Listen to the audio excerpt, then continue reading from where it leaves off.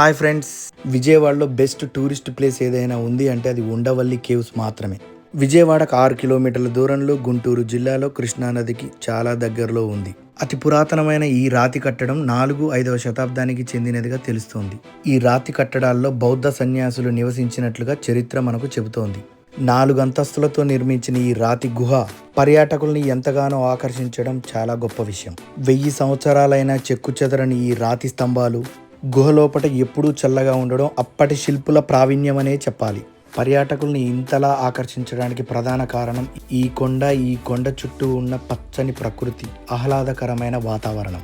1000 సంవత్సరాల నాటి ఈ గుహలను సందర్శించడానికి పర్యాటకులకు ఉదయం 9 నుంచి సాయంత్రం 5:30 వరకు అనుమతిస్తున్నారు.